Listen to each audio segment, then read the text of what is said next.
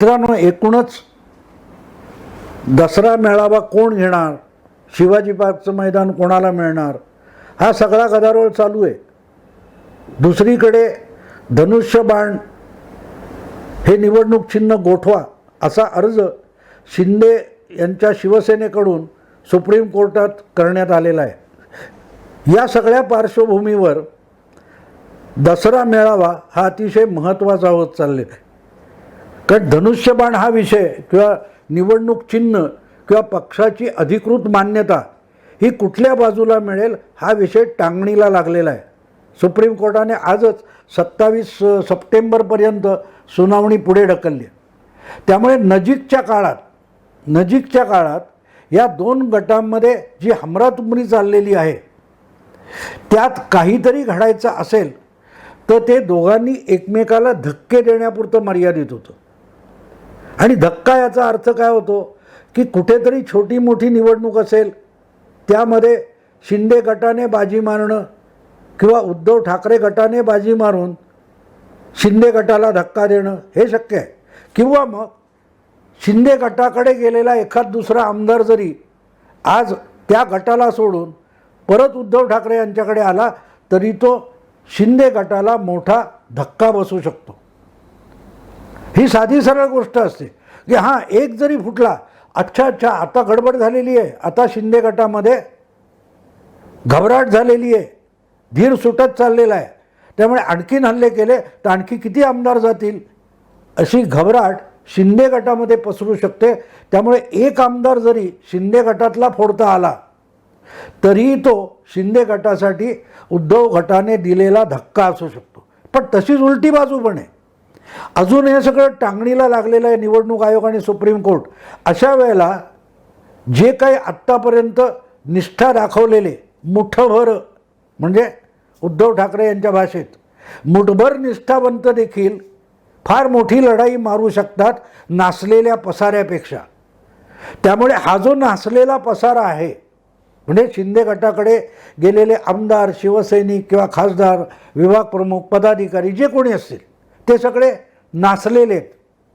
त्यातला एक कुठेतरी अचानक अरे हा नासलेला नाही, हा तर निष्ठावान आहे, हा ताजा तवाना तजेलदार आहे म्हणून उद्धव ठाकरे गटाकडे आला तर उद्धव ठाकरे गटाला तो पाहिजे. आणि त्यामुळे शिंदे गटाला मोठा दणका दिला असा गवगवा करता येईल, गाजावाजा करता येईल. आणि त्यामुळे मुद्दा असा आहे की जोपर्यंत सुप्रीम कोर्ट किंवा निवडणूक आयोग याकडून कुठलाही ठाम निर्णय समोर येत नाही तोपर्यंत ह्या पद्धतीचं राजकारण खेळण्याचा प्रयत्न होणार आहे. म्हणजे ज्याला आडोशाने एकमेकाला धक्काबुक्की करणं असं म्हणता येईल. आडोशाने, स्पष्ट नाही पण आडोशाने. म्हणजे मी तुमचं कोणाला तरी फोडणार, हे बघा शिंदे गटात आले, ते बघा शिंदे गटातून परत इकडे आले, असं दाखवणं हा खेळ जास्त चालणार आहे. आणि त्यामुळे अशासाठी अतिशय चांगला मुहूर्त म्हणजे दसरा मेळावा असतो. आणि दसरा मेळावा हा शिवसेनेच्या स्थापनेपासून एक प्रतिष्ठेचा विषय झालेला आहे. म्हणजे त्या काळात जेव्हा पहिली सभा ऑक्टोबर 1966 शिवाजी पार्कला बाळासाहेबांनी घेतली, मी पण त्या सभेला हजर होतो, बघितलेली आहे सभा. ती जी अफाट गर्दी, विराट गर्दी तिथे जमली होती, ती बघून भल्या भल्या राजकारण्यांनी पण तोंडात बोट घातलं होतं. खुद्द शरद पवारांनी सांगितलेलं आहे की आम्ही पण कट्ट्यावर बसून ती सभा ऐकलेली आहे, असं खुद्द शरद पवार. आणि शरद पवार छोटे नव्हते. शरद पवार त्यानंतर अवघ्या 1 वर्षांनी आमदार म्हणून पहिल्यांदा विधानसभेत निवडून आले. ते युवक काँग्रेसचे तरुण कार्यकर्ता म्हणून काम करत होते. यशवंतरावचे मानसपुत्र मानले जात होते. सांगायचा हेतू असा की तेव्हापासून आजपर्यंत शिवसेनेचा दसरा मेळावा हा अतिशय प्रतिष्ठेचा विषय झालेला आहे. आणि त्या व्यासपीठावर अनेक एकापेक्षा एक शिवाजीराव भोसले येऊन गेलेले आहेत, कॉम्रेड S.A. डांगे आलेले आहेत, वेगवेगळे वैजंतीमाला. आणि वैजंतीमाला शिवाजी पार्कच्या दसरा मेळाव्यात हजर होती. हे मी बघितलेलं मला आठवतं. आणि त्या दसरा मेळाव्याचं वैशिष्ट्य असं होतं की आजच्यासारखं प्रचंड व्यासपीठ वगैरे असा भाग नव्हता, उंच असायचं व्यासपीठ. पण हार्डली व्यासपीठापासून एक 20-25 फुटावर बसायची सोय असायची. एका बाजूला पत्रकारांसाठी टेबल आणि खुर्च्या टाकलेल्या असायच्या. बाकी सगळे श्रोते जे असायचे, जमलेली गर्दी असायची, ही जमिनीवर बसायची. त्यांच्यासाठी सतरंजीसुद्धा पसरलेली नसायची. अशा त्या दसरा मेळाव्यात ज्यात वैजंतीमाला आणि तिचे पती डॉक्टर बाली म्हणून होते, हे दोघेही शिवसेनेच्या व्यासपीठावर दसऱ्याला आलेले होते. आणि त्या दसरा मेळाव्यात अचानक पाऊस सुरू झाला. ज्या व्यासपीठावर छप्पर पण नव्हतं, मागे प्रचंड असा एक, मला वाटते त्या काळात निळा नसायचा, आपला भगवा नसायचा, निळाचा निळा असा प्रचंड पडदा लावलेला होता आणि त्याच्यावर शिवसेना, ते वाघाचं चित्र वगैरे. तर त्या मेळाव्यात एकदम धोधो पाऊस सुरू झाला, पण सभा चालू होती. पावसात भिजत पवारसाहेबांनी 2019मध्ये कसं साताऱ्याला भाषण चालू ठेवलं आणि त्यामुळे चित्र पालटलं वगैरे सांगितलं जातं. पण पवारांच्या त्या व्यासपीठावर देखील वर छप्पर छत बांधलेलं होतं. मी जी सांगतोय बाळासाहेबांची दसरा मेळाव्याची सभा, तेव्हा डोक्यावर छप्पर नव्हतं, उघडं आभाळ होतं. उघडं आभाळ, मागे छत्रपतींचा भव्य पुतळा, आणि त्या पावसात सुद्धा सभा चालू होती. आणि वैजंतीमालासारखी तेव्हाची टॉप अभिनेत्रीसुद्धा व्यासपीठावरून उठू शकली नाही. चिखल आहे म्हणून लोक उठून प्रेक्षक उभे राहिले होते, पण गर्दी तशीच होती. पावसातही ती सभा पूर्ण झाली होती. हा सगळा इतिहास मी एवढ्यासाठी सांगतोय की शिवाजी पार्कचा दसरा मेळावा हा किती प्रतिष्ठेचा विषय होता. आणि राष्ट्रगीत झाल्याशिवाय लोक जात नव्हते. आणि म्हणून शिवसेना म्हणजे दसरा मेळावा. आणि मला यातला आणखीन एक प्रसंग आठवतो. पंढरीनाथ सावंत हा त्यावेळेला मार्मिकचा कार्यकारी संपादक वगैरे होता. पुढल्या काळात तो इतर वगैरे वर्तमानपत्रात गेला. आणि मी मार्मिकचा कार्यकारी संपादक असताना 1987 साली एक फ्रेंच पत्रकार आणि अभ्यासक आला होता. पत्रकार नाही, अभ्यासक होता. वेगवेगळ्या अशा प्रादेशिक चळवळींचा अभ्यास करायला आलेला होता. आणि त्याची पंढरीची मी गाठ घालून दिली होती. तो इतकी शिवसेनेची बारकाईने माहिती घेऊन आला होता की तेव्हा असाच गणेशोत्सव वगैरे चालू होता. तर तो म्हणाला, मला दसऱ्याचा मेळावा बघायचा आहे. म्हणजे शिवसेनेचा दसरा मेळावा हा आंतरराष्ट्रीय पातळीवर देखील किती लोकांना माहिती होता, जगप्रसिद्ध होता, याचा तो दाखला आहे की तो शिवसेनेची माहिती याला मार्मिकच्या कार्यालयात आला होता. मी त्याची पंढरीशी गाठ घालून दिली होती जुना इतिहास सांगण्यासाठी. पण सांगायचा हेतू असा की त्यालासुद्धा शिवसेना म्हटलं की दसरा मेळावा शिवाजी पार्कातला हे ठाऊक होतं. ही दसरा मेळाव्याची ख्याती आणि इतिहास आहे. आणि आज पहिल्यांदा तो दसरा मेळावा कोणी घ्यायचा असा विवाद तयार झालेला आहे. एकनाथ शिंदे यांनी नुसता शिवसेनेत बंड केलेलं नाही, उठाव केलेला नाही, तर आम्हीच खरी शिवसेना आहोत असा दावा केला आहे. आणि त्यामुळे पहिल्यांदा हे नारायण राणे असतील, छगन भुजबळ असतील किंवा इतर ज्यांनी राज ठाकरे असतील, हे शिवसेनेतून बाहेर पडले. बंड असं मानलं गेलं, त्याला फाटाफूट म्हटलं गेलं.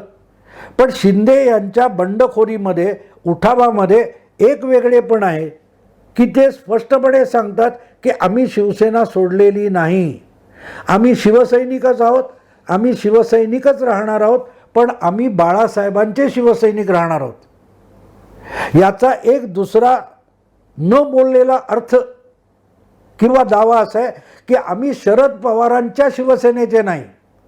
उद्धव ठाकरे यांची शिवसेना ही बाळासाहेबांची शिवसेना नाही, तर ती शरद पवारांची शिवसेना आहे. आणि आम्हाला बाळासाहेबांची शिवसेना शरद पवारांच्या शिवसेनेपासून वाचवायची.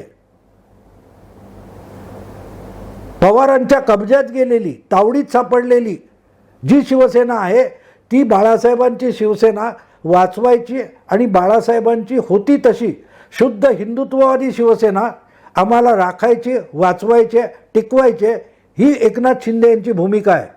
आणि त्यामुळेच वेगवेगळ्या प्रकारे शिवसेनेवर आपल्याच गटाचा संपूर्ण अधिकार आहे मला वाटते काल परवा कोणीतरी एक छान विधान केलं आहे, मला आता आठवत नाही, शिंदे गटाच्या कोणीतरी गुलाबराव पाटील असतील किंवा कोणीतरी हे वक्तव्य केलेलं आहे की बाळासाहेबांच्या मालमत्तेवर आदित्य ठाकरे यांचा अधिकार आम्हाला मान्य आहे, पण शिवसेना ही आदित्य ठाकरेंची असू शकत नाही. शिवसेना ही जितकी बाळासाहेबांची तितकी ती शिवसैनिकांची आहे. थोडक्यात पहिल्यांदा ठाकरे परिवार जे वागत आला बाळासाहेबांच्या नंतर की शिवसेना ही आमची जागीर आहे, आमची मालमत्ता आहे, त्याला आव्हान दिलं गेलेलं आहे. आणि म्हणूनच मग हा जो वारसा आहे त्या वारशामध्ये शिवसेनेच्या बाळासाहेबांच्या शिवसेनेचा दसरा मेळावासुद्धा येतो. म्हणूनच तो मेळावा कोण घेणार याला प्राधान्य आलेलं आहे. बाळासाहेबांचा वारसा म्हणजे काय? बाळासाहेबांचा वारसा म्हणजे बाळासाहेबांच्या राजकीय भूमिका, बाळासाहेबांचे राजकीय हट्ट, बाळासाहेबांचे काय म्हणाल तुम्ही राजकीय विचारधारा, आणि त्यांनी ज्यांच्याशी उभा दावा मांडला त्यांच्याशी उभा दावा मांडणं म्हणजे शिवसेना. आणि त्याचा वारसा आम्ही चालवतो ही एकनाथ शिंदे आणि त्यांच्या सगळ्या सहकारी लोकांची, मग ते आमदार असोत, खासदार असोत किंवा सामान्य कार्यकर्ते, विभाग प्रमुख, पदाधिकारी असोत, त्या सगळ्यांची भूमिका अशी आहे की आम्ही शिवसेना आहोत. आणि म्हणूनच शिवाजी पार्कचा मेळावा ही मालमत्ता नाही आहे, ती काय रक्कम नाही आहे, ती संपत्ती नाही आहे, आणि तो वारसा आहे. त्यामुळे तो शिवसैनिकांकडे असू शकतो, ठाकरे परिवाराकडे असू शकत नाही. ही एकनाथ शिंदे यांची भूमिका आहे. ती कायदेशीररित्या काय व्हायचं ते होईल, पण व्यवहाराने जनमानसात सुद्धा शिवसेनेचा वारसा हा शिवसैनिकांकडे आहे. आणि ते शिवसैनिक म्हणजे एकनाथ शिंदे यांच्या बरोबर उभे असलेले, जे एकनाथ शिंदे यांच्याशी निष्ठा दाखवत नाहीत. लक्षात ठेवा, फरक एक आहे, फरक लक्षात घेतला पाहिजे. उद्धव ठाकरे म्हणतात माझ्या नेतृत्वाशी एकनिष्ठा असल्याची प्रतिज्ञापत्र आणा, बाळासाहेबांच्या विचारांची एकनिष्ठा असल्याची नाही. हा फरक आहे. आणि एकनाथ शिंदे चुकूनही असं म्हणत नाहीत की माझ्या नेतृत्वाशी तुम्ही एकनिष्ठ असलं पाहिजे. नाही, बाळासाहेबांच्या भूमिका आणि विचारांशी एकनिष्ठ असणं, निष्ठा ही बाळासाहेबांच्या विचारांशी असली पाहिजे, बाळासाहेबांच्या कुटुंबाशी आणि परिवाराशी नाही. आणि त्यातून हा दसरा मेळाव्याचा वाद किंवा वारशाचा वाद उफाळून आलेला आहे.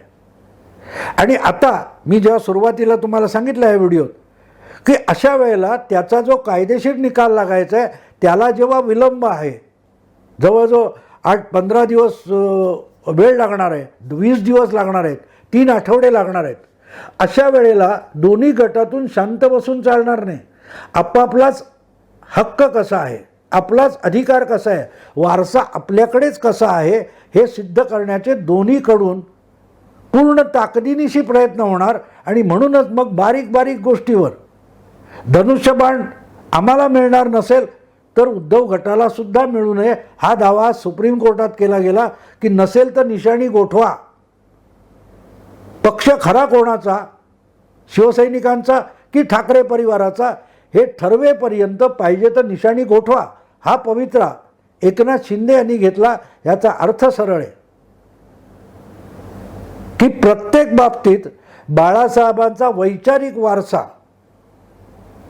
हा आमचा आहे, हा या बंडखोर उठाव केलेल्या गटाचा दावा आहे. आणि मग तो सिद्ध करण्यासाठी एकमेकांचं खच्चीकरण करणं, एकमेकांना धक्के देणं हे डावपेच चालू राहणार आहेत कोर्टाचा फायनल निकाल येईपर्यंत, कोर्टाचा फायनल निकाल येईपर्यंत. आणि मग त्यामध्ये आज जी मी दुसरी एक बातमी ऐकली, जशी कोर्टामध्ये एकनाथ शिंदे यांच्याकडून सांगण्यात आलं की नसेल तर धनुष्यबाण निशाणी गोठवा, तसंच आणखीन एक बातमी अशी आली आहे हे आजसुद्धा उद्धव ठाकरे गोटात बसलेले 2 आमदार आणि 1 खासदार किंवा अधिकचे शिवसेनेतले काही ज्येष्ठ नेते दसरा हा मुहूर्त साधून सीमोल्लंघन करण्याची शक्यता आहे, याला धक्कातंत्र म्हणतात. की आज सुद्धा असे अनेक लोक हे उद्धव ठाकरे गोटात आहेत किंवा कदाचित ठेवलेले आहेत की तिथे काय शिजतंय त्याची खबर बाहेर यावी, शिंदे गटापर्यंत यावी, यासाठी असे काही लोक ज्यांची निष्ठा ही पूर्णपणे उद्धवरावांकडे नाही आहे त्यांना तिथेच ठेवलं आहे. कारण आत काय शिजते ती माहिती शिंदे यांच्याकडे, शिंदे गोटाकडे आली पाहिजे. तर असे लोक दसऱ्याच्या मुहूर्तावर सीमोल्लंघन करण्याची शक्यता वर्तवली जात आहे आणि ते शक्य आहे. अगदी बातमी देण्यानंतर उद्धव गोटातला कोहिनूर हिरा सुद्धा जाण्याची शक्यता आहे. आता कोहिनूर हिरा म्हटल्यावर मनोहर जोशी हे वेगळं सांगायला नको. एकनाथ शिंदे किंवा इतर बंडखोरी करणाऱ्यांना जितकं अपमानित उद्धव ठाकरे यांनी केलेलं नाही त्यापेक्षा भयंकर अपमानित मनोहर जोशींना करण्यात आलं. जो माणूस बाळासाहेबांचा अत्यंत लाडका सहकारी होता, सावलीसारखा बाळासाहेबांबरोबर राहिला, पहिला स्थायी समितीचा नेता, हा स्थायी समितीचा अध्यक्ष, महापौर, विधानसभेतला पहिला विरोधी नेता, तुमच्या राज्याचा पहिला शिवसेनेचा मुख्यमंत्री, लोकसभेचा सभापती, इथपर्यंत सगळे बहुमान ज्यांना बाळासाहेबांनी दिले त्यांनाच बाळासाहेबांच्या निधनानंतर, निर्वाणानंतर शिवाजी पार्कच्याच दसरा मेळाव्यात अपमानित करून पिटाळून लावण्यात आलं होतं. विसरला नसेल मित्रांनो तर. मला वाटते 2012 किंवा 13ची गोष्ट आहे की मनोहर जोशी दसरा मेळाव्यासाठी शिवसेनेच्या व्यासपीठावर आले तेव्हा त्यांची हुरियो करण्यात आली. त्यांनाही आजच्यासारखं गद्दार वगैरे अशा आरोळ्या ठोकून, घोषणा देऊन अपमानित करण्यात आलं होतं. शेवटी व्यासपीठ सोडून भाषण न करता मनोहर जोशी तो मंच सोडून गेले होते. आणि मला वाटतं की शिवसेनेतल्या या मानपमान नाट्याची सुरुवात ही तेव्हापासून झाली. आधी ठीक आहे, राणे, राज ठाकरे हे गेले ती गोष्ट वेगळी होती, पण बाळासाहेबांच्या निर्वाणानंतर निष्ठा असली तर माझ्या चरणी, नाहीतर तुम्ही शिवसैनिकच नाहीत, अशी जणू काय अट उद्धव ठाकरे यांनी घातली. त्यांच्या भोवती असलेल्या त्यांच्या अत्यंत निष्ठावानांनी, जे तेवढी निष्ठा दाखवत नाहीत त्यांना अपमानित करून पिटाळून लावण्यापर्यंत डावपेच खेळले. त्यातला पहिला बळी मनोहर जोशी होते, जे शिवसेनेचे पहिले मुख्यमंत्री होते आणि जे कोहिनूर उद्योग समूहाचे प्रमुख संस्थापक म्हणून ओळखले जातात. तर मनोहर जोशी गेले तरी आता ते फार मोठं, पण धक्का म्हणून मनोहर जोशी सुद्धा गेले असं लोक बोलणार आणि त्याला फार महत्त्व असतं मित्रांनो. मनोहर जोशी यांचं राजकीय वजन किती बाजूला ठेवा, पण मनोहर जोशी सुद्धा गेले, मग बाळासाहेबांबरोबरचं राहिलं कोण, अशी चर्चा जनमानसात होते. ते सुद्धा एकनाथ शिंदे यांच्यासाठी खूप किमती वस्तू असू शकते, मौल्यवान घटना असू शकते. आणि त्यामुळे मनोहर जोशी असतील किंवा आणखीन कोण, एक खासदार आहे त्याच्यात म्हटले. आता हा खासदार कोण आहे मुंबईतला हे अगदी नेमकं सांगायची गरज नाही. एकनाथ शिंदे गेल्या काही काळात मुख्यमंत्री झाल्यानंतर कोणाकोणाच्या घरी भेटी देऊन आले याच्यावर नजर टाका, मग तुम्हाला ही नावं सापडू शकतात. पण दुसरा एक भाग लक्षात घ्या, मला असं वाटतं की आजही काही लोक हे जे काय 15 आमदार उद्धव ठाकरे यांच्या सोबत राहिलेले आहेत त्यामध्ये किती लोक खबरे म्हणून ठेवलेत हे सुद्धा महत्त्वाचं आहे. कदाचित उद्धव ठाकरे यांनाही त्याचा अंदाज असावा, म्हणून काल परवा जेव्हा मातोश्रीवर बोलताना उद्धव ठाकरे म्हणाले की अजूनही ज्यांना जायचं ते जाऊ शकतात, असतील त्यांनी निष्ठावान असलं पाहिजे, म्हणजे उद्धव निष्ठ असलं पाहिजे. जे बाळासाहेब निष्ठ असतील त्यांनाही जायला हरकत नाही, असलात राहायचं असेल तर उद्धव निष्ठ म्हणून राहावं लागेल, असा इशारा उद्धव ठाकरे यांनी दिला आहे. त्यामुळे असे जे राहिलेले आहेत आणि ज्याला आजही शंकेच्या नजरेने बघितलं जात असेल असे लोक विजयादशमीला सीमोल्लंघन करतील ही शक्यता आहे आणि